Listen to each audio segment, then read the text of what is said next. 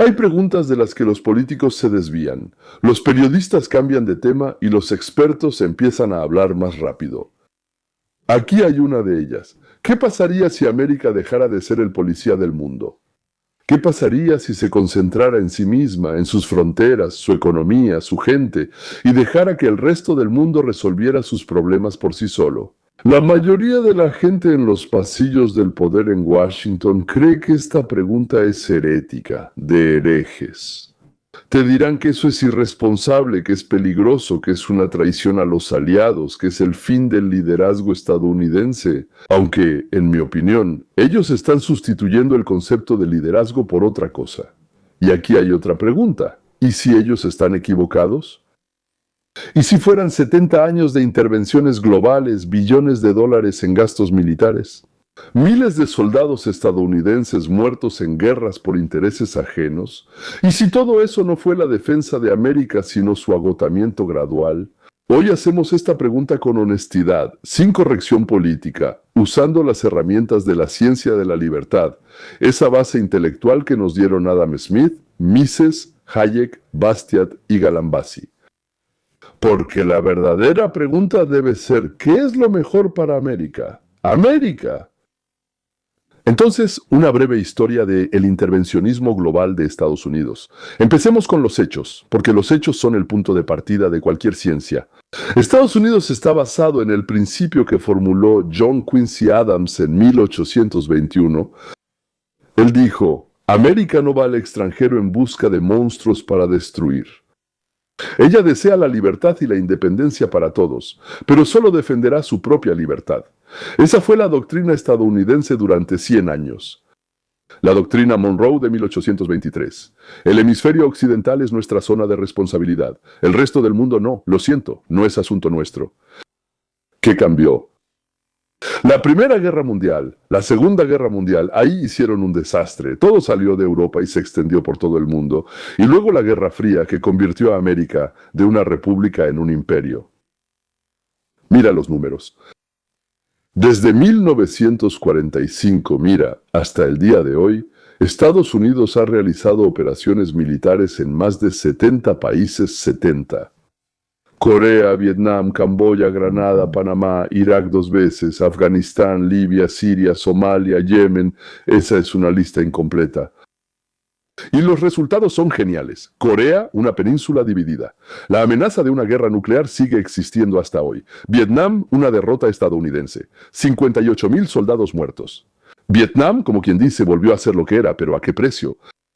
De todos modos, el país en ese entonces se volvió comunista.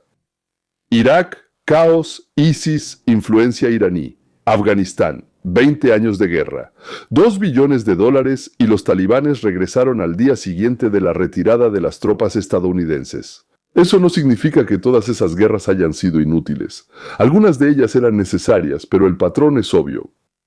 Operaciones militares. La intervención estadounidense por sí sola no crea libertad, crea dependencia, inestabilidad y reacciones adversas. Bastiat diría, no solo miren lo que es visible, miren lo que no se ve. Y lo visible es el régimen de Saddam destruido, pero lo que no se ve es el vacío de poder que fue llenado por fuerzas aún peores. Eso es el verdadero interés estadounidense, ¿verdad? Antes de responder a la pregunta de qué hacer, primero hay que responder a otra. ¿Qué es realmente el interés estadounidense? No lo que dicen los políticos, ni lo que escriben los periódicos, sino el interés real, medible y concreto de un ciudadano estadounidense. Bueno, lo primero, por supuesto, es la seguridad del territorio. El estadounidense quiere vivir sin miedo a una invasión, a un atentado terrorista, sin miedo a un ataque nuclear. Eso es lo básico. Bueno, ¿cómo se llama eso en términos de la ciencia, sobre seres que tienen libre albedrío? La vida y la integridad física se llaman propiedad primaria. Lo segundo es la prosperidad económica. El estadounidense quiere un trabajo, quiere ingresos crecientes, quiere productos baratos, quiere mercados abiertos. Adam Smith lo explicó hace 250 años. El comercio crea riqueza, la guerra la destruye. Eso es. Y lo tercero es la libertad. No, lo tercero, y habrá una cuarta. El derecho a vivir según tus propias reglas, gastar lo que ganas, no pedir permiso al gobierno por cada paso en la vida. Lo cuarto, y esto es muy importante, un orden mundial estable en el que el comercio sea posible. No democracia en cada país, no derechos humanos en Somalia, sino simplemente rutas marítimas abiertas, sistemas financieros que funcionen, reglas del juego predecibles. Eso es todo, 4 puntos. Todo lo demás es ideología, ideología, ideología, no interés. Ahora veamos cada uno de ellos a través de la pregunta, ¿cómo es mejor lograrlos? ¿A través de la intervención global o, llamémoslo, realismo estratégico? Estados Unidos de América es el único, seguro pensaste ahora, sí, probablemente el único país en el mundo con 2 océanos a los lados. Amistad, vecinos amistosos al norte y al sur. Pueden decir lo que quieran, pero son amistosos, y con un arsenal nuclear capaz de destruir a cualquier agresor. Desde el punto de vista de la geografía física, es una posición estratégica ideal. Ni Rusia, ni China, ni Irán son capaces de invadir territorio estadounidense. La única amenaza real es el armamento nuclear y el terrorismo. Ninguna de las dos amenazas se elimina enviando soldados a Afganistán o Irak. Se resuelven con inteligencia, diplomacia y disuasión nuclear. Para la seguridad territorial de Estados Unidos no es necesario mantener tropas en 70 países. Hablemos de economía. Entonces, la economía estadounidense es la más grande del mundo, con un PIB de 25 billones de dólares. Bueno, está entre 24 y 26, siempre por así decirlo varía. Pero depende del comercio mundial, del acceso a los recursos, de la apertura de las rutas marítimas abiertas. El estrecho de Hormuz, el estrecho de Malaca, el canal de Suez, todos estos son puntos por donde pasa la mayor parte del comercio mundial. Su bloqueo es un golpe para la economía estadounidense. ¿Por qué? Porque somos una cuarta parte de la economía mundial.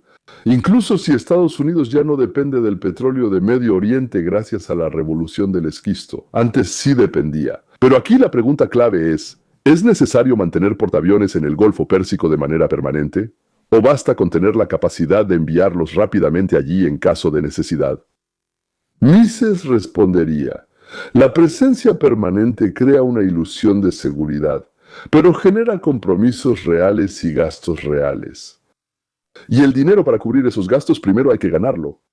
Es decir, para que haya ingresos, y en lugar de gastar eso en otra cosa, gastarlo en esto. El mercado encuentra soluciones más eficientes, por ejemplo, el seguro, la creación de riesgos. Diversificación de rutas, hablaremos de esto un poco más adelante. Desarrollo de fuentes alternativas de energía. Ahora la libertad. Probablemente el punto más doloroso, porque fue precisamente en nombre de la expansión de la libertad que se iniciaron las intervenciones estadounidenses más costosas y fallidas. Ayn Rand diría claramente, la libertad no puede ser impuesta desde afuera.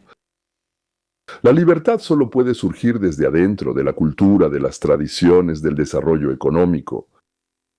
Los soldados estadounidenses no pueden llevar la libertad a un país que históricamente no tiene tradiciones de derechos individuales. ¿Qué van a hacer con esa libertad? Simplemente te horroriza pensarlo. Afganistán, 20 años. 2 billones de dólares, el resultado cero.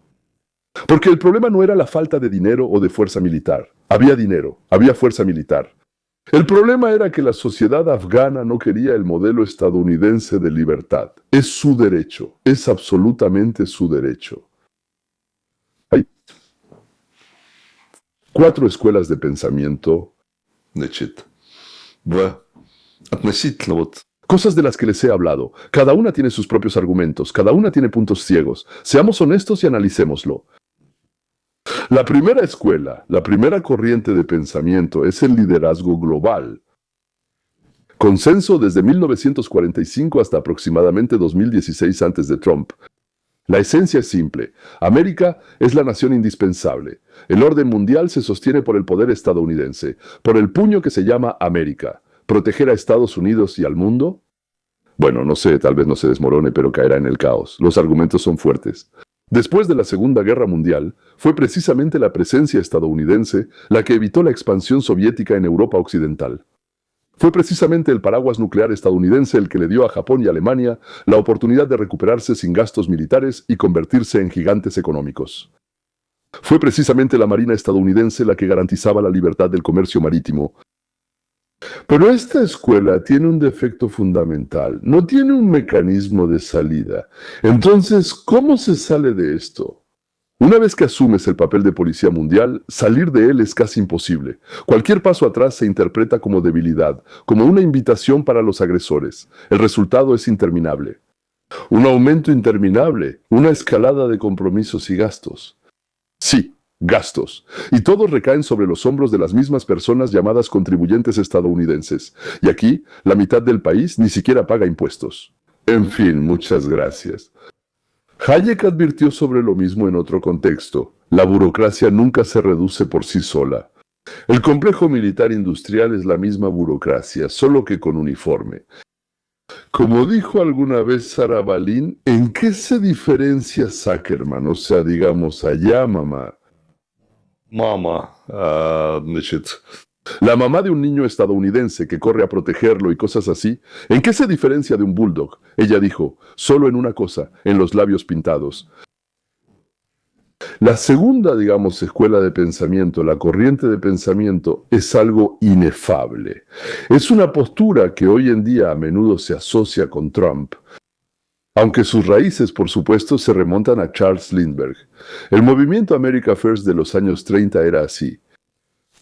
Nos retiramos de todas partes, cerramos las fronteras, construimos un muro, nos concentramos en los problemas internos. América primero. En realidad, eso no es lo que dice Trump, pero sus oponentes lo agrupan todo fácilmente. La atracción es obvia. Después de 20 años de guerras en Irak y Afganistán, después de 3 billones de dólares desperdiciados, después de miles de muertos sin un resultado visible, es real y justificado, pero el aislacionismo tiene una refutación histórica que es difícil de ignorar. En los años 30 Estados Unidos veía lo que sucedía en Europa y decía, ese no es nuestro problema, y el resultado, Pearl Harbor. El mundo fue a buscar a quienes se escondían de él. Colón lo entendería como una ironía. El intento de protegerse a través del aislamiento crea precisamente la amenaza que intentas evitar, un vacío de poder. Es una invitación para la adversidad, para quienes no comparten tus valores. La tercera escuela es ese liberalismo internacionalista. Hubo uno comunista, uno socialista, y este es de corte liberal.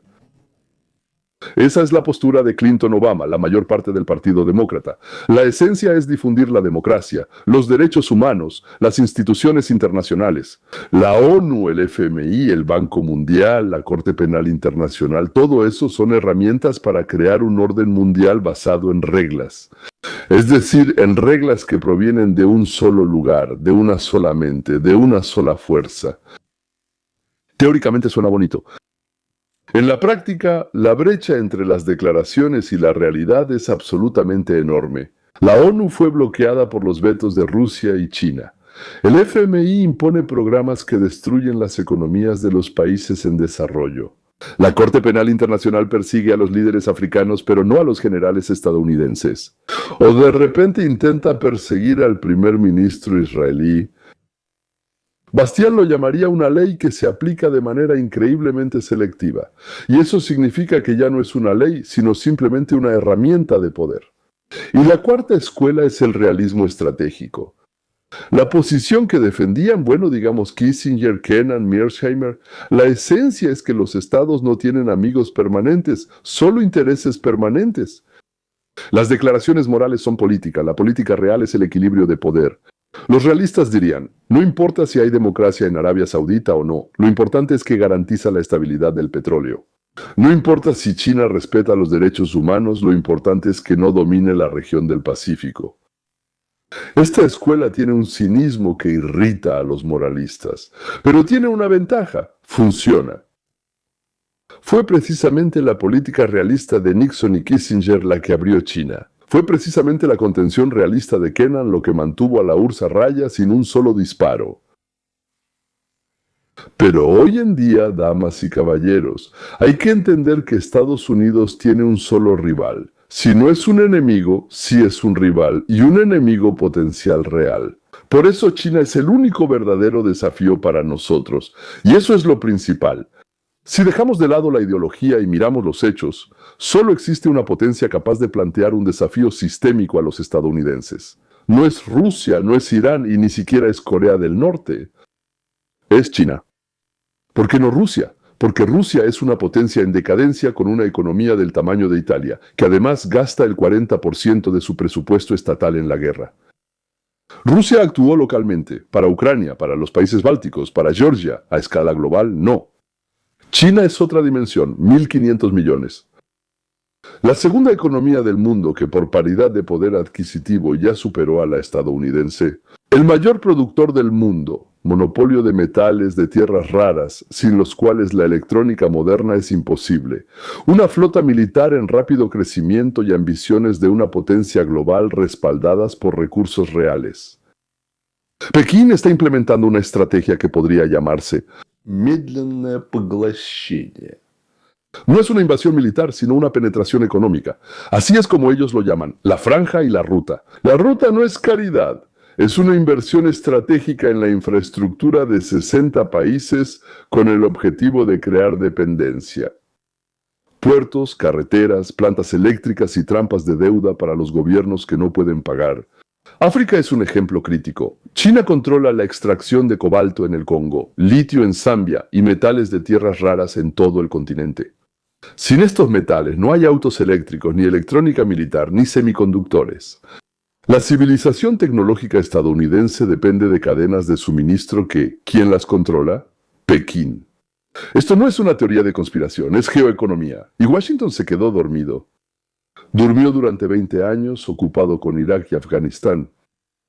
Taiwán no es solo un territorio en disputa. Taiwán produce el 90% de los chips avanzados que hacen funcionar toda la economía mundial. La toma de Taiwán por parte de China significaría una capitulación tecnológica para Estados Unidos. Es una cuestión de seguridad nacional en el sentido más directo. Conclusión. Centrarse en China no es aislacionismo, es establecer prioridades. Todo lo demás, Europa, Medio Oriente, África, debe evaluarse con una sola pregunta. ¿Cómo afecta esto la competencia con China? Hablemos de Europa. ¿Quiénes son para nosotros? ¿Compañeros de viaje?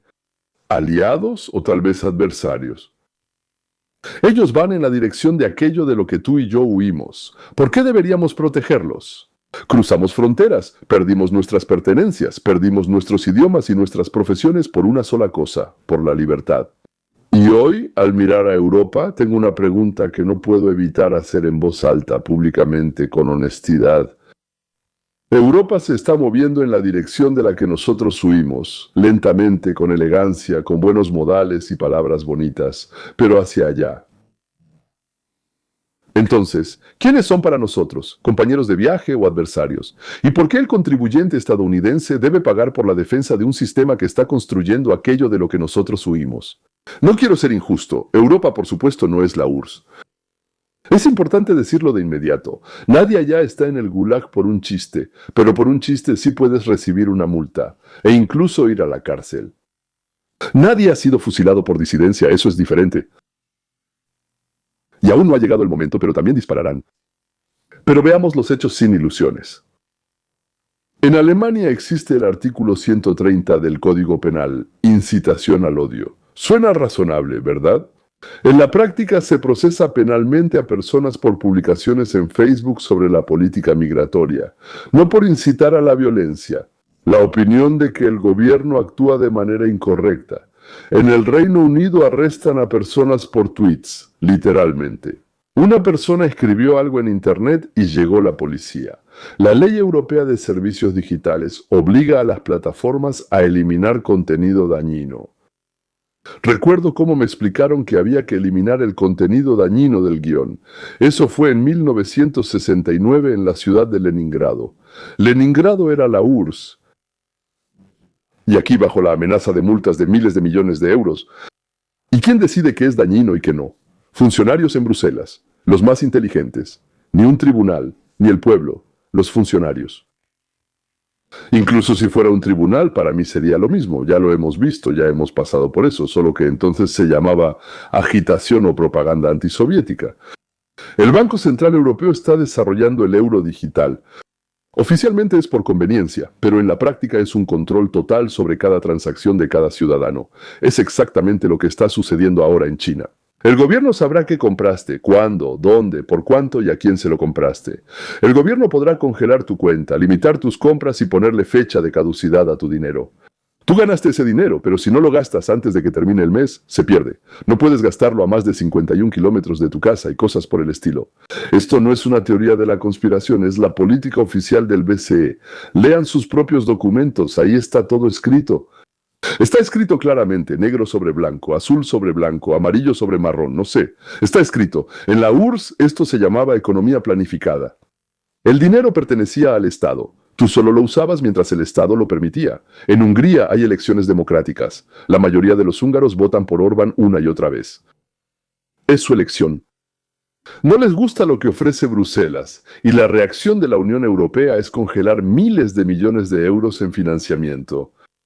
¿Por qué? Porque Hungría votó por alguien por quien no querían que votara. ¿Cómo se llama eso, muchachos? Eso es coerción de un pueblo soberano moderno. Es obligar a la gente a cambiar de opinión bajo presión financiera. Eso es. Bueno, ¿cómo se llamaba eso en la URSS? Ah, el papel dirigente del partido. El partido sabe lo que es mejor. El pueblo debe seguir la línea del partido. Si no la sigue, habrá consecuencias. Las pequeñas empresas europeas están sepultadas, simplemente sepultadas bajo miles de directivas, estándares, requisitos ecológicos y normas laborales. En Francia, según averigüé, despedir a un empleado es una batalla legal que dura meses. En Italia, abrir un restaurante significa años de trámites para obtener permisos. El resultado es que la economía europea está estancada. Las innovaciones se trasladan a Estados Unidos o Asia. Los jóvenes europeos se van y el problema demográfico empeora. Esto no es capitalismo, es control estatal sobre la economía. Esto es regulación en lugar de... Bueno, es como una nacionalización. Regulación en lugar de libertad. Diferentes herramientas, mismo resultado. Entonces, regulación o nacionalización. A uno se le llamaba comunismo, al otro fascismo. Fascismo. El fascismo es precisamente la regulación de los negocios. La persona no es libre en sus decisiones económicas. Bueno, pueden decir que Europa de todos modos es más libre que Rusia. Es absolutamente cierto. Nadie lo discute. En Europa no hay presos políticos a la escala de la Rusia de Putin. Sí los hay. Sí los hay, pero son menos, proporcionalmente menos. Es decir, como que hay menos guerra contra su propio pueblo. Pero ese es un argumento de comparación con lo peor. Yo soy mejor que lo peor. Eso no es un criterio de libertad, es como un estándar mínimo. Europa se está moviendo hacia un mayor control estatal, eso es un hecho. El ritmo es lento, pero la dirección es obvia. Un trabajador polaco, un ingeniero alemán, un empresario. Ellos no construyeron el euro digital, por supuesto. Ellos no aprobaron la directiva esa, la DSA. Viven su vida, crían a sus hijos, trabajan. Son personas como tú y yo. Pero aquí está la pregunta. ¿Por qué votan por los partidos que hacen todo esto? ¿Por qué no hay una resistencia masiva? La respuesta es simple. Porque la mayoría de los europeos eligió la seguridad en lugar de la libertad. No bajo coacción, voluntariamente. El Estado dice, te voy a asegurar atención médica, pensión, subsidio, prestación por desempleo, vivienda subsidiada. Dame a cambio parte de tus decisiones, parte de tu elección. Y la mayoría, como un rebaño, corre y levanta la mano a favor. Esto no es un sistema soviético, es un contrato voluntario. Las personas acostumbradas a la tutela del Estado pierden la capacidad de vivir sin ella. Sí, claro, la ocupación rusa. Esto no es el euro digital ni el párrafo 130. Esto es el FSB, son asesinatos políticos, es la confiscación de bienes, la destrucción de la sociedad civil. Lo sabemos. Nosotros o nuestros padres lo vimos. En mi caso fui yo. En el caso de alguien más, probablemente sus padres. Ese es un argumento real. Lo acepto. Pero no responde a la pregunta sobre los principios. Responde a la pregunta sobre el mal menor. Sobre que, por ahora, en Europa hay menos maldad. Y aquí llegamos a lo más difícil. La política del mal menor es una trampa en la que caen todos. Siempre habrá algo peor con lo que se pueda comparar lo que tienes delante. Y cada vez que elegimos el mal menor, normalizamos ese mal menor. En el mundo real, la elección no es entre la libertad perfecta y la falta de libertad. La elección es entre una libertad imperfecta y su ausencia total. No hay grados de libertad. O la tienes o no la tienes. O eres un esclavo o eres una persona libre. Y aquí diré algo que tal vez suene paradójico. Después de todo lo que acabo de decir, sin embargo, vale la pena defender a Europa. No porque sea perfecta, no porque se esté moviendo en alguna dirección que nosotros consideremos correcta, porque la alternativa a Europa bajo la influencia, digamos, rusa o china, sí, eso sería el fin de cualquier posibilidad de avanzar hacia una mayor libertad allí. La libertad imperfecta tiene oportunidad de corregirse, la ocupación no.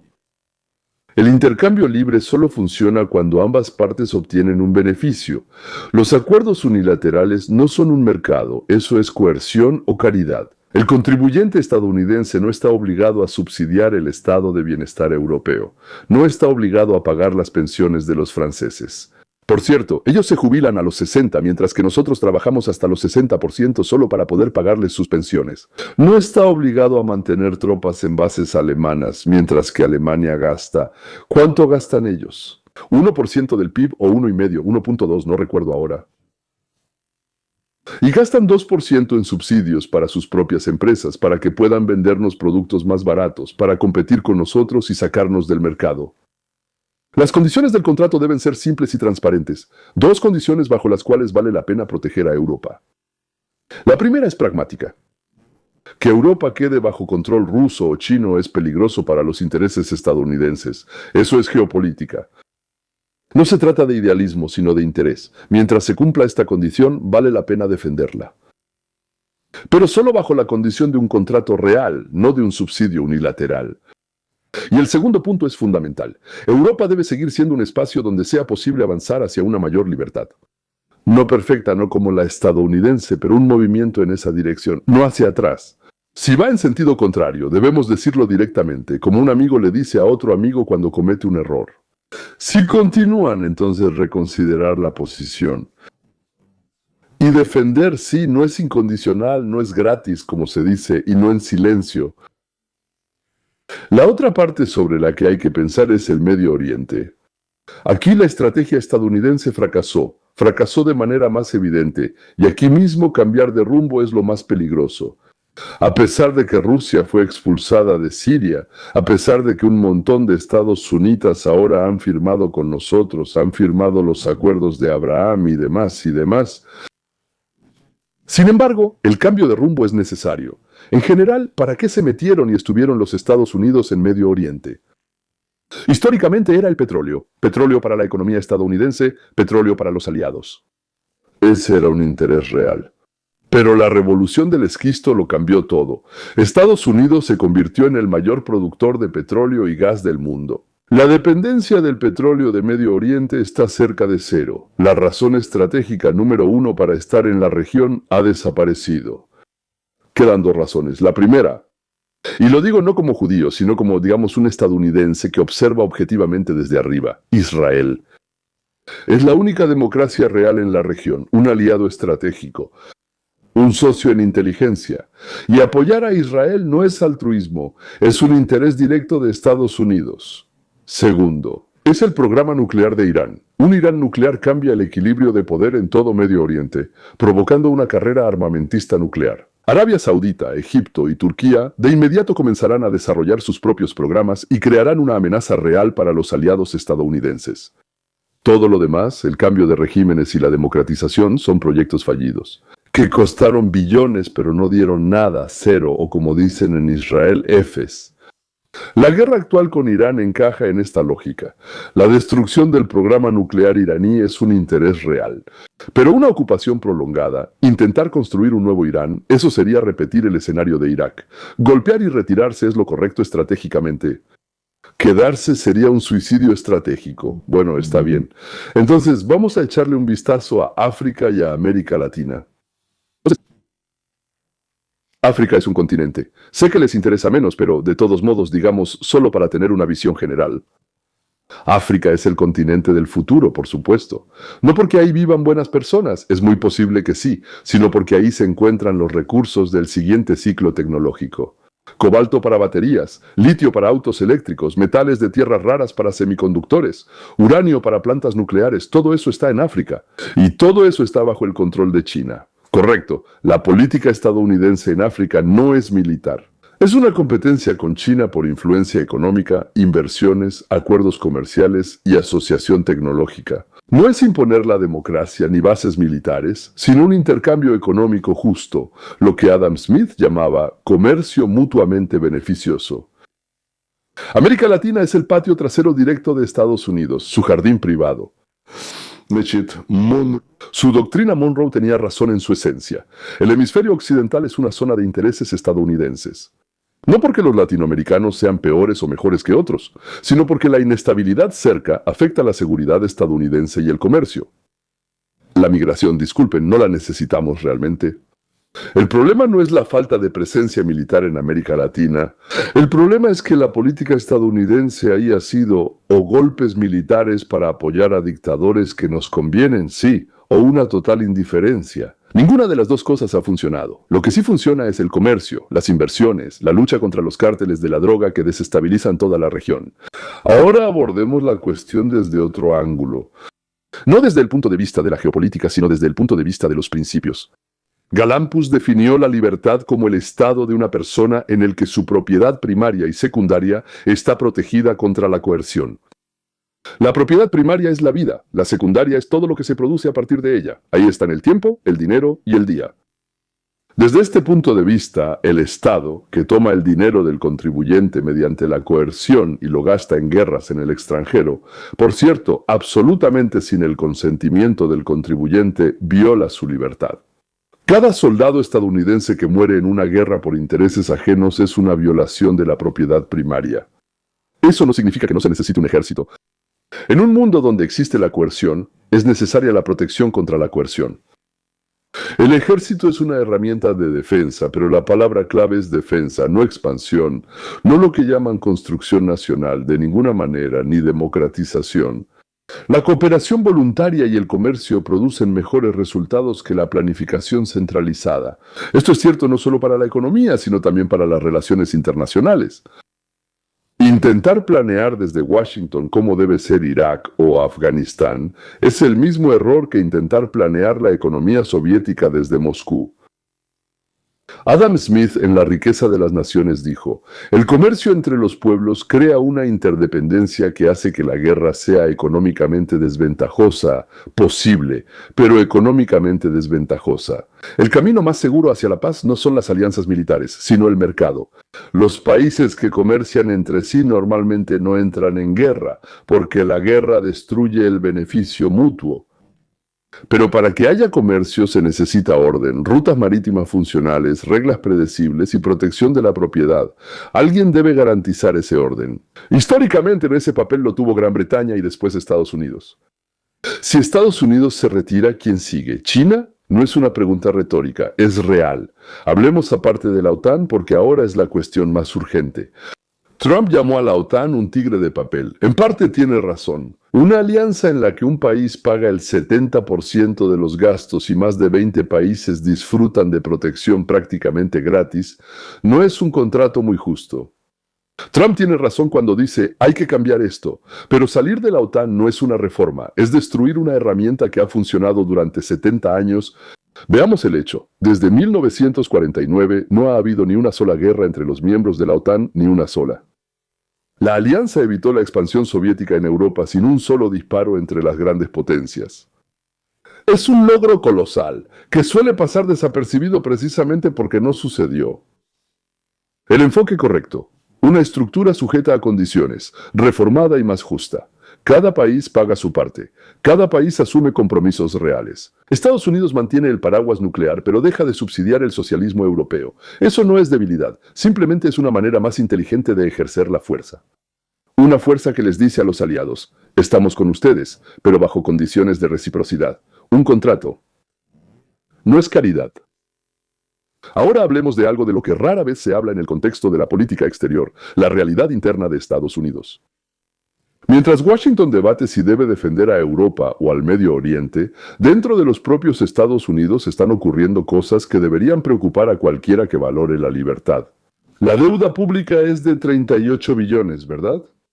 Esto no es una abstracción, es la deuda de cada estadounidense. $100,000 por cada hombre, mujer y niño en el país.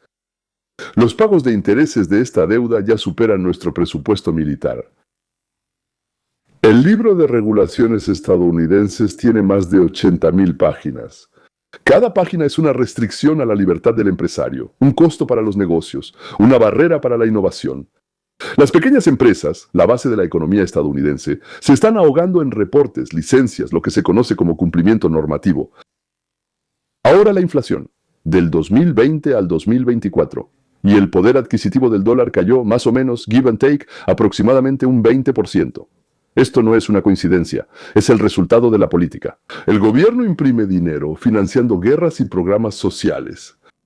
La inflación es un impuesto oculto para todos los que tienen dólares. Bueno, pues imponen este impuesto para poder llevar a cabo guerras o simplemente para robar descaradamente. La censura y la corrección política. La primera enmienda garantiza la libertad de expresión. Eso es lo que hace que América sea única en el mundo. Bueno, hoy en día la autocensura en las universidades, la cultura corporativa de la cancelación, la presión sobre los disidentes, no son métodos soviéticos todavía, pero producen un efecto similar. La gente tiene miedo de decir la verdad. Golambus advertía, la libertad no es algo dado, es el resultado de una defensa constante. Cuando la sociedad deja de protegerla, desaparece. Silenciosamente de manera gradual, a través de regulaciones, impuestos, presión social, no mediante una revolución, a través de la evolución del aparato estatal. Todavía no estamos donde está Europa, pero ya hemos empezado a tropezar también. El frente más importante para América no es Europa, no es Medio Oriente, no es China. El frente más importante está dentro del país. Es un regreso a los principios de los fundadores. Gobierno limitado, mercados libres, derechos individuales, Estado de Derecho. Pero nuestro aliado es Europa, es nuestro socio en la defensa de la libertad. Porque es nuestra libertad compartida contra la tiranía. Ayer nosotros y ellos estábamos en la misma sintonía. ¿Y hoy? ¿Quiénes son ellos hoy? Europa no pierde la libertad por una derrota militar. La pierde poco a poco, voluntariamente, a través de sus propias instituciones. La regulación en lugar del mercado, la seguridad en lugar de la libertad, las decisiones colectivas en lugar de los derechos individuales. Hayek describió este proceso en 1944 y lo llamó camino de servidumbre. Por cierto, este libro está en mi estante. Es uno de los más importantes que tengo. Europa avanza por ese camino lenta pero seguramente. Hemos revisado la historia, la teoría, la geopolítica y la filosofía. Ahora la síntesis. ¿Qué es exactamente lo mejor para Estados Unidos? En primer lugar, dejar de enviar al ejército a lugares donde no hay interés estadounidense. Dejar de gastar billones en proyectos de construcción nacional en países que no lo desean. Dejar de medir el éxito por la cantidad de países con elecciones democráticas. La fuerza militar es una herramienta de último recurso, no la primera respuesta ante cada crisis. Ahora hay que concentrarse en China como el principal desafío sistémico. Ellos no son nuestros enemigos, pero son un desafío sistémico que podría convertirse en enemigo. Todo lo demás es derivado de esta prioridad. Europa es importante solo en la medida en que sus pérdidas fortalezcan a China. El Medio Oriente es importante solo en la medida en que su inestabilidad beneficie a Pekín. África es importante solo en la medida en que ahí se libra la lucha por los recursos del siguiente ciclo tecnológico. La región del Pacífico es el principal escenario de la estrategia estadounidense en el siglo XXI. OTAN, hay que reformarla pero no destruirla. Reciprocidad condicional en lugar de compromisos incondicionales. Europa paga. Europa asume una responsabilidad real por su propia defensa. Y Estados Unidos mantienen un paraguas nuclear, pero dejan de ser el donante del Estado social, socialista europeo. Adam Smith tenía razón hace 250 años y sigue teniendo razón hoy. Los mercados abiertos crean una interdependencia que es más efectiva que cualquier alianza militar. Los países que están conectados por el comercio tienen un incentivo para no ir a la guerra. En lugar de bases militares, acuerdos comerciales, en lugar de portaaviones, programas de inversión. Esto no es debilidad, es poder inteligente. Y probablemente la reconstrucción de Estados Unidos tal como fue concebido originalmente. 38 billones de dólares de deuda. Infraestructura destruida. El Medio Oeste desindustrializado, una crisis de drogas que mata a más estadounidenses que cualquier guerra, un sistema educativo que produce personas incapaces de leer y contar. Esto no es una agenda de izquierda ni de derecha, es pragmatismo. No se puede ser líder del mundo sentado en una casa destruida. Un gobierno limitado no es un eslogan, es una estructura institucional. La Constitución fue creada precisamente para limitar el poder del Estado sobre el ciudadano. Cada desviación de este principio, cada nueva regulación, cada nuevo impuesto, cada nueva agencia, es un pequeño paso en la dirección que, como ya mencioné, Hayek describía como el camino hacia la servidumbre. Esto no significa anarquía. Esto significa que el Estado hace lo que el sector privado no puede hacer. Protege las fronteras, garantiza la justicia, mantiene la infraestructura y se aparta de todo lo demás. Bueno, yo lo diría así. Eso también se puede lograr en manos privadas. Pero aquí simplemente no me van a creer, así que por ahora dejemos la protección en manos del Estado. El momento de elegir ha llegado. Vivimos en una época que probablemente los historiadores estudiarán dentro de unos 100 años. El orden de posguerra creado en 1945 simplemente se está desmoronando ante nuestros ojos. La OTAN está tambaleándose, el dólar está perdiendo su estatus como moneda de reserva monopolar. China está desafiando el liderazgo estadounidense no militarmente, sino económica, tecnológica e institucionalmente. Rusia está poniendo a prueba la determinación de Occidente en Europa, Irán en el Medio Oriente. Esto no es el fin de Estados Unidos, es el fin de una imagen de Estados Unidos y el comienzo de otra. La única pregunta es, ¿cómo será esto? Primera opción. Estados Unidos sigue intentando ser el policía del mundo, agotándose financiera, política y moralmente, hasta que su deuda llegue a un punto sin retorno. Segunda opción. Estados Unidos se repliega sobre sí mismo, permitiendo que el mundo caiga en el caos, el cual de todos modos terminará llegando a nuestras costas.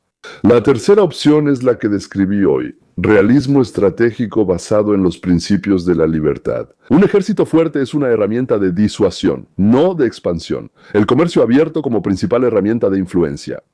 Alianzas reformadas y justas en lugar de subsidios unilaterales.